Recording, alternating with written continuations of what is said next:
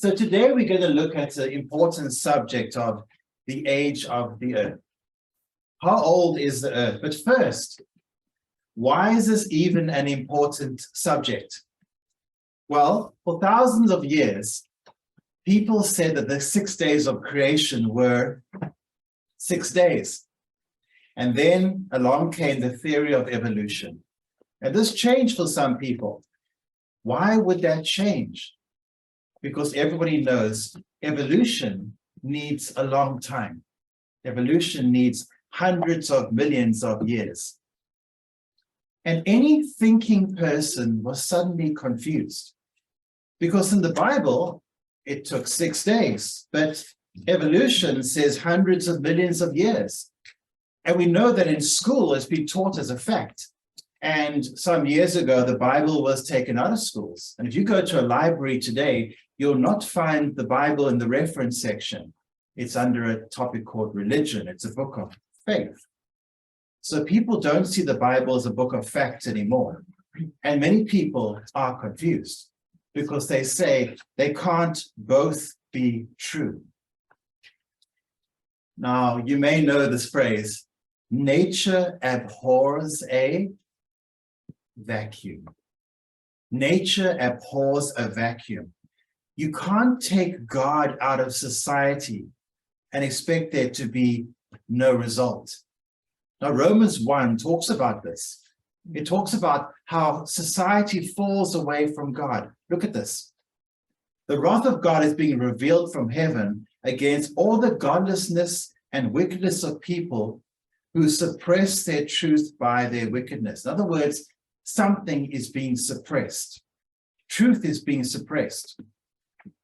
Since what may be known about God is plain to them, because God has made it plain to them, God has made his existence plain. How? For since the creation of the world, God's invisible qualities, his eternal power and divine nature, have been clearly seen, being understood from what has been made, so people are without excuse. Now, we discussed this before in another lesson, but it's worth noting again. Deep down, everybody knows there has to be a creator. Why? Because this has to have come from somewhere. Now, we know that the creator is God. But because the Bible was banished from schools, along with prayer, new gods emerged. Specifically this. For though they knew God, they neither glorified him as God nor gave thanks to him, but their thinking became futile and their foolish hearts were darkened. Although they claimed to be wise, they became fools. Think about all those university and top professors who claim to be wise, who become fools because they deny God. And they exchanged the glory of the immortal God for images made to look like mortal human beings and birds and animals and reptiles. So we see this in our modern world. Fewer people are worshiping the one God. Fewer people say he is our Father from whom we came, and rather they've made a change. There are these new gods, the new gods of evolution made to look like mortal human beings, birds, animals, and reptiles. These are the new gods of the world. The problem is, no God means no right and wrong, no morality. And we see it in schools. We see it on TV. We see it in society. And we shouldn't be surprised, because if you tell people that we are essentially animals, how are people going to behave? If we're told we're animals, people start behaving like animals. Now, we know none of this is true. We know that we come from God. And there are many, many ways to show that we come from God. And one of the ways is talking about the age of the earth. That's why we're talking about this today. Because evolution needs time. And if the earth is less than even 1 million years old, evolution is impossible. And this, again, is an important subject because every time someone turns on a TV program, they talk about the earth being 4.3 billion years old. Or a kid's at school reading in a textbook that this animal lived 100 million years ago. It undermines the faith in the word of God. And it makes Christianity look, or makes us, the church and God, makes us look like fools. And this is why this is an important topic. We're going to talk about the age of the earth and reestablish authority in God's word. Does that sound good? Amen. Amen. Let's go into this. Now, when I entered Bible school, I went in as what's called a theistic evolutionist. And I basically believe that God used evolution to create everything. And my idea was using the age of the earth, specifically the days of creation. I used to reason from 2 Peter 3:8. I used to say, well, with the Lord, one day is like 1,000 years, and 1,000 years is one day. So therefore, I reasoned, the 6 days of creation, they were not 24-hour days, but they were huge periods of time. And what I did is I tried to marry what science, or so-called science, was saying. I tried to marry that with what God was saying. But as I went through Bible school, I was challenged and I changed my mind. Because there is no real scientific evidence that the earth is even 100,000 years old. And there's nothing in the Bible that supports the days of creation being anything more than days of creation. The Hebrew word is the word yom. Let's look at this. This is from the 10 Commandments. This is not from Genesis, because Genesis uses the word yom. And we'll see the word yom is being used here in Exodus, comparing it with a normal week. Look at this. Remember the Sabbath day. The word there is yom. It refers to a specific day in the week. Keep it holy. 6 days, yom, that's the word. You shall labor and do all your work, but on the 7th day, yom, is a Sabbath of the Lord your God. In it you shall not do any work, you, nor your son, nor your daughter, nor your male or female servant, or of your cattle, or your sojourner who stays with you. He's talking about a normal week. He's telling them how to behave in a normal week, and the word being used is yom. Let's continue. For in 6 days, the same word is being used, yom. For in 6 days, the Lord made the heavens and the earth, the sea and all that is in them, and he rested on the 7th day, yom, again. Therefore, the Lord blessed the Sabbath day and made it holy. You see, there's nothing in the Bible that even suggests large periods of time. The word yom is being used. So there are other Hebrew words that mean longer periods of time, but those words are not being used. So the Bible nowhere gives the idea that the earth is millions and millions of years old. When it says 6 days of creation, it means 6 days of creation. So let's go further now. We're going to look at dating methods. We call it rules for honest dating. Now, I put that over there because to get your attention, but we'll talk about dating another time. This is a different kind of dating. Imagine you are shown a burning candle. Now, please pay attention to this because these rules can be applied universally. Imagine you showed a burning candle and someone says, hey, for $100, can you tell me how long this candle has been burning? Well, you'll get your mind into gear and you'll need to answer 4 questions. Question 1, what was the original length of the candle? Question 2, what is the current burn rate of the candle? Question 3, what is the current length of the candle? And question 4, have the conditions around the candle remained uniform, that is unchanged? So you begin your investigation because you want that $100, right? You pull out the box and you find that the initial length was 30 centimeters.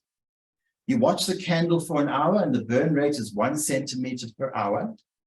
The current length is 20 centimeters. So you say, therefore, the candle has been burning for 10 hours. Cash, please. Now, this is how a lot of ancient finds are measured. Take, for example, cave formations. stalagmites and stalactites. Stalactites are said to grow at a rate of 1 centimeter per 100 years, approximately. So you walk into these cave formations and they are beautiful. They are stunning. But the guide often says, this one is several 100,000 years old. This one is 4 million years old. What do they base it on? Well, those dating methods. First, they say, what was the original length of the stalactite? They say 0. It hasn't started growing yet. Then they say, what is the current growth rate? 1 centimeter per 100 years. And then they make their calculation and they say, well, this one is X 100,000 years old. This one is X million years old. And it seems logical. It seems to make total sense, except we've forgotten about our fourth honest dating rule. Have conditions been uniform? Have conditions been constant? Think about the candle for a moment. If that candle had spent several hours in a windy room, would that have affected the burn rate? Definitely.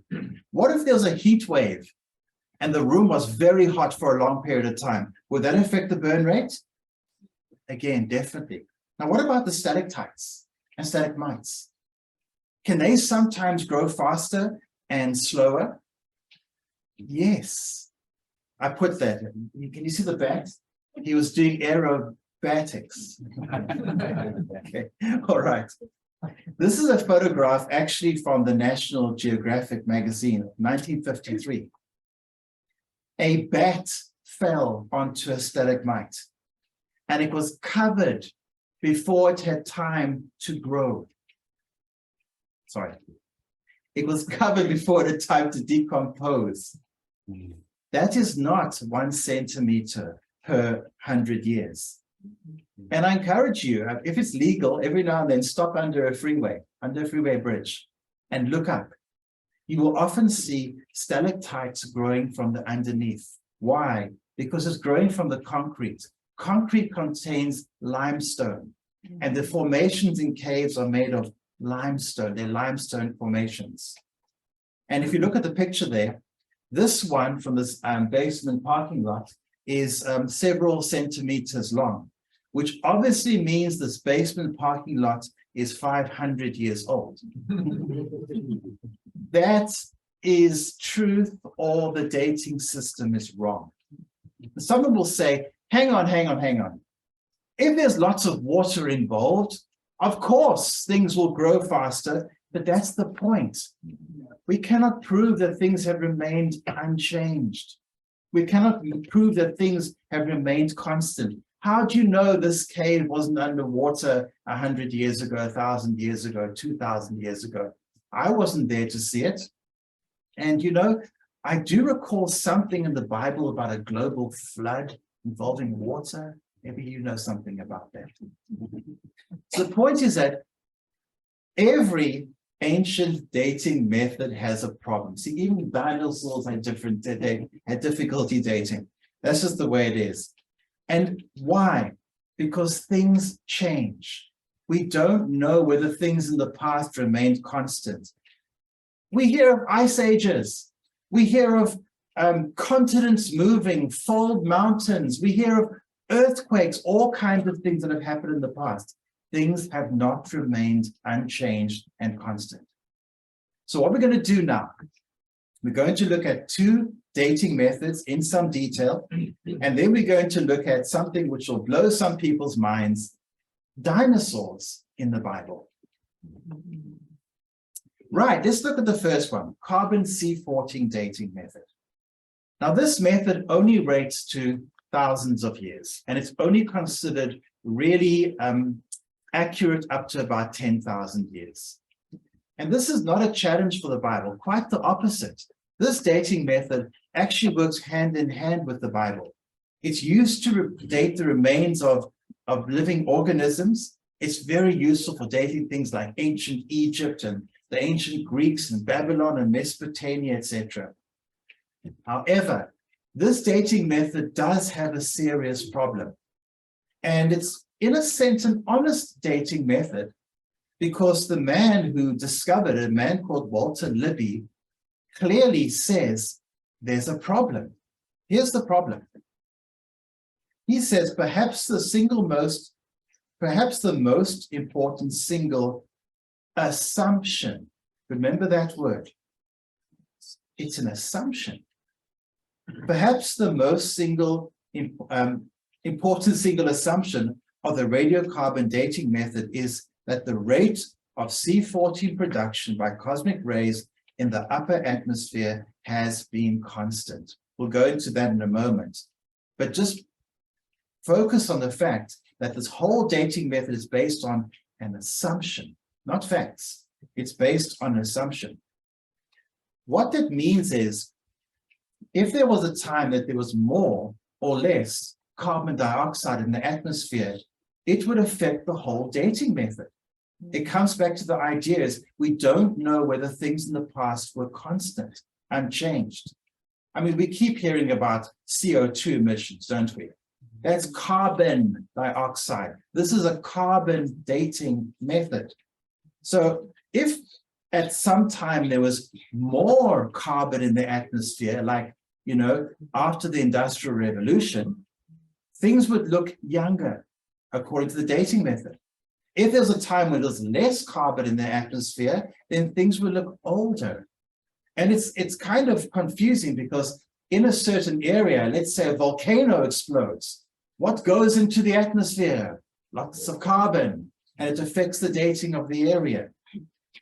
They found a very pretty, actually ingenious method to correct this dating method. Trees. Who knew? Because trees grow at a constant rate, usually 1 tree ring per year. So what people have been able to do is they take trees and they correlate the data between the carbon dating method and the tree rings, and they can kind of work out the dates. So it makes this date more effective.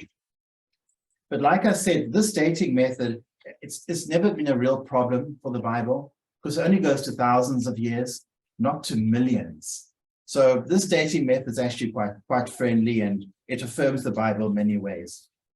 The problem, however, is the next dating method, the uranium-lead dating method that measures things to supposedly hundreds of millions of years old.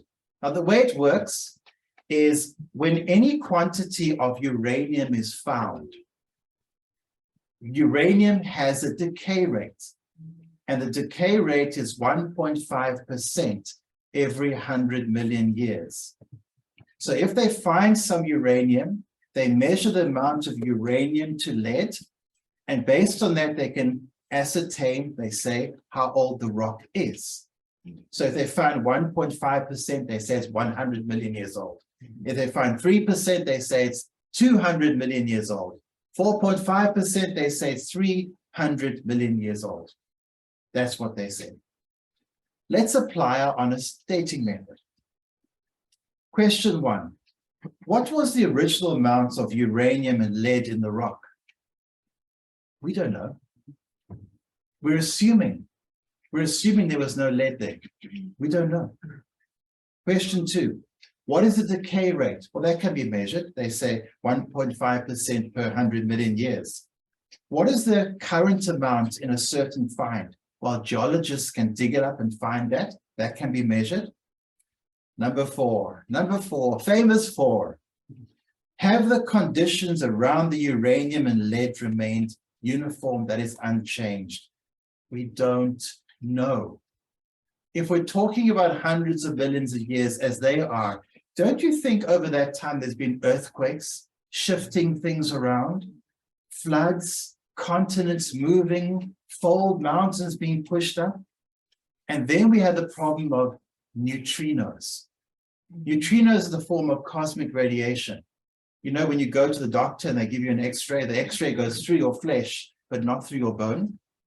Neutrinos are similar in that they penetrate deep into the earth.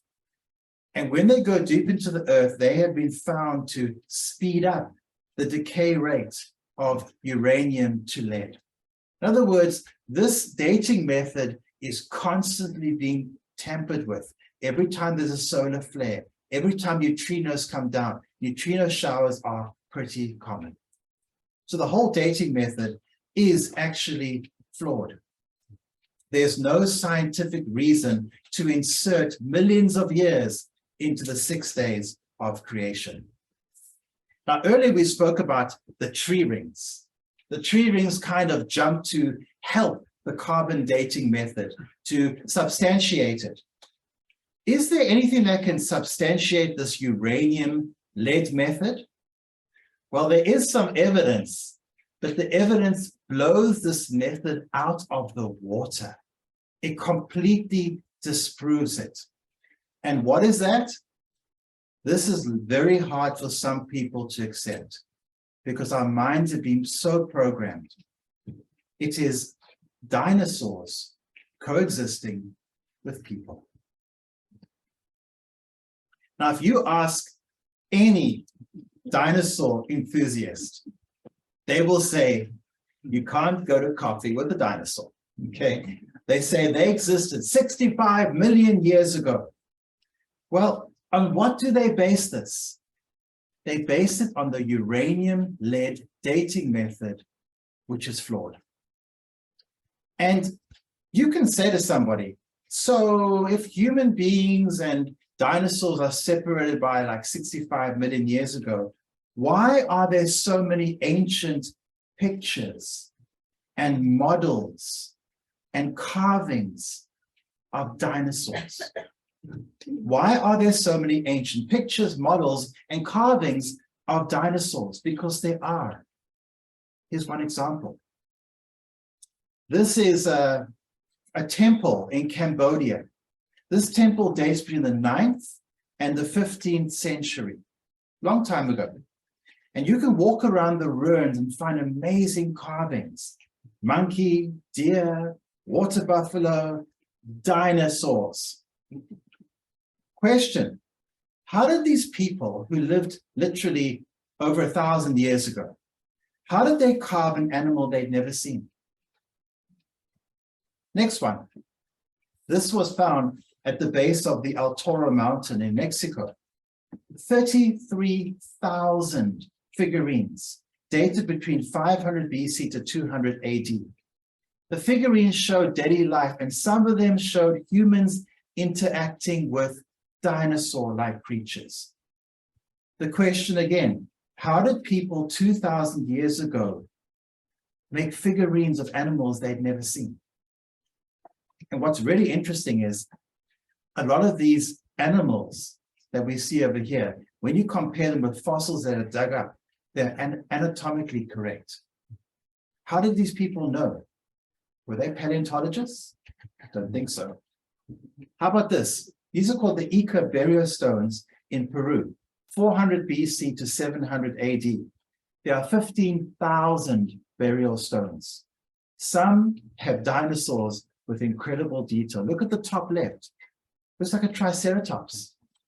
Okay, fantastic. Except there's a guy riding it. There's a man riding a triceratops. You know, you get a Harley and you get a triceratops. Triceratops, he's got an extra handlebar. You know, it's very cool. Look at the bottom. Looks like some kind of T-Rex attacking a person.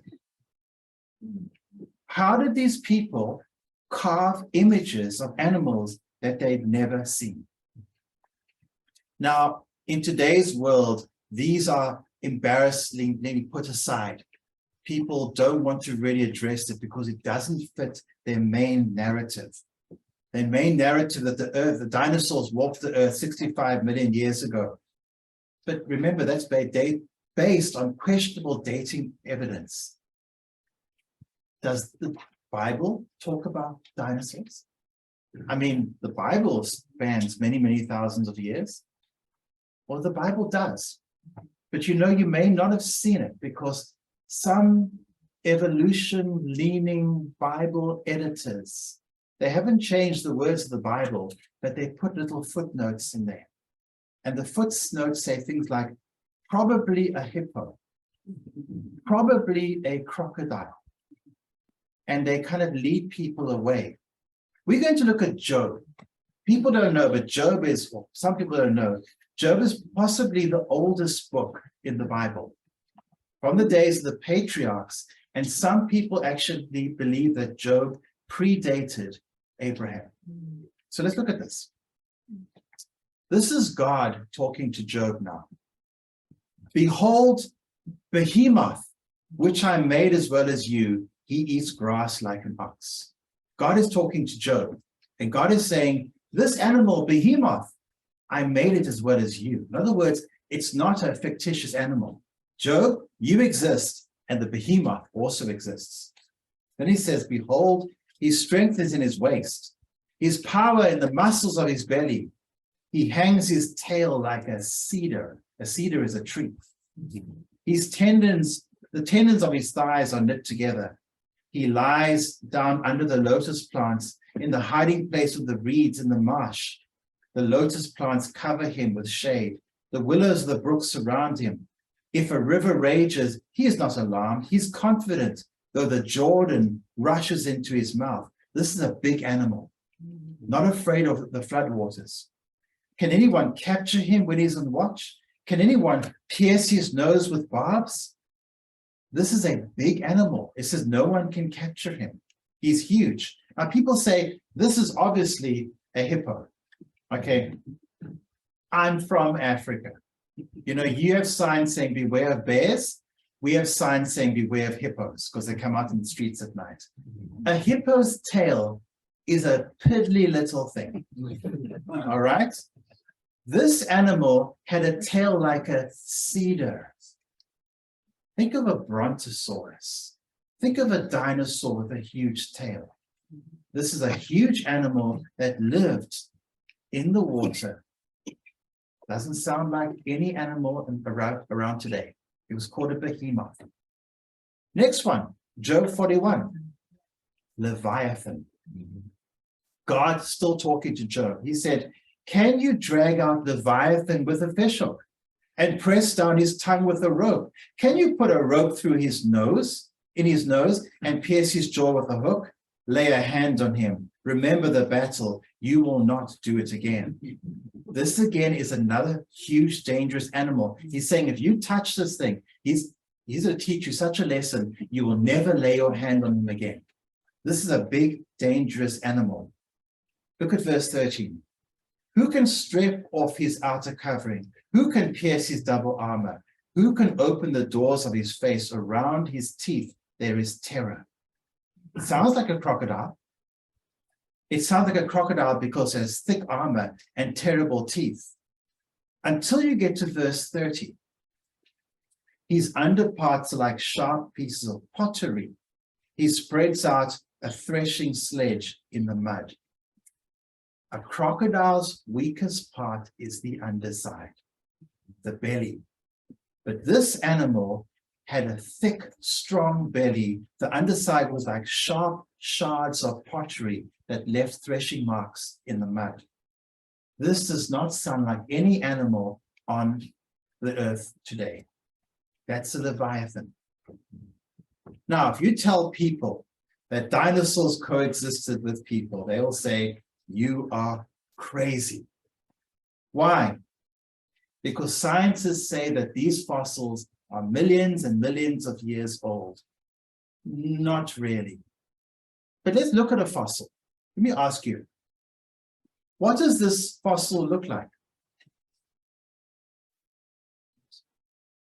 Looks like a dinosaur. It's called Dracorex. Dracorex means dragon king. It was discovered in 2004. What does it look like? It looks like a dragon, doesn't it? Its full name, by the way, if you want to look it up, is Dracorex hogwartsia.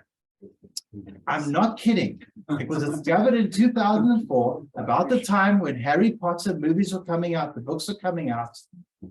Why? Because in Hogwarts there are dragons.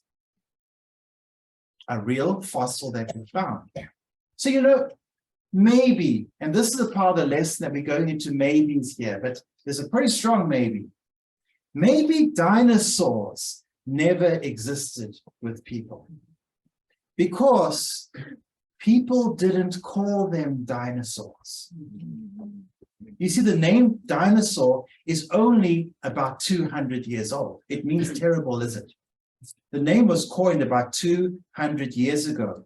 Maybe we should rather call these animals by their old name, the name that people used more than 2,000 years ago. Because there is an animal found in history of many different cultures, the legends, the stories of many different cultures, specifically China, Brazil, Philippines, Central America, West Africa, Europe, and Arabia have stories of these creatures. And these creatures were called dragons. Now, some people are going, whoa, this lesson is going over the top. Maybe, I don't know. I'm putting forward what I think, I just don't know. But you know, the Bible has unknown animals. And the Bible even has dragons. Look at this. In the book of Revelation, written 2,000 years ago, Satan is compared with a dragon. Why would John compare Satan to an animal no one knew anything about? He wouldn't. You see, the real problem is evolutionists and atheistic people using pseudoscience have lied to us for so long. It's hard to know what the truth is. There's no evidence that the earth is even 100,000 years old. There is Bible evidence for dinosaur-type animals, namely Leviathan and Behemoth. And many ancient cultures have legends and histories of animals that sound like dinosaurs and dragons. And lastly, Satan himself is compared to a dragon. There's something there. In closing, someone will say, brother, is this a salvation issue? Do I have to agree with you? No, you don't. You don't have to agree with me. But there is a salvation aspect to it. And here's a salvation aspect. Anything that undermines one's trust in the Bible is a salvation issue. For many years, we've been programmed to believe that the earth is 4.3 billion years old. And that flies directly in the face of the idea that God created the earth in 6 days. That is contradictory. And many people lose faith in the Bible because they believe it's a book of fairy tales, a book of legends, and science is fact. You know, science is fact, but true science agrees with the Bible. The Bible and science are not at odds, but pseudoscience is at odds with the Bible. So anything that undermines our faith in God is a salvation issue. And the goal of today's lesson was to show you that there are some serious problems with the dating methods, and rather to reestablish our faith in God's word. So why do people still rely on these faulty dating methods? Because their starting point is there is no God. That is their starting point. And therefore they need another God. And their God is called evolution. And evolution requires billions of years to work.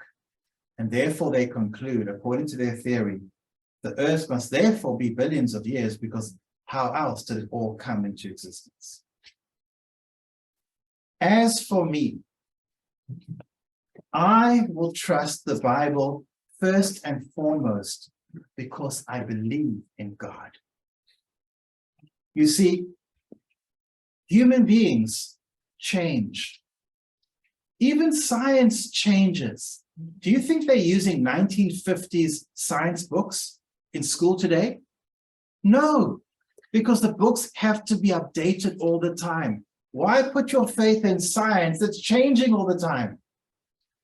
God never changes.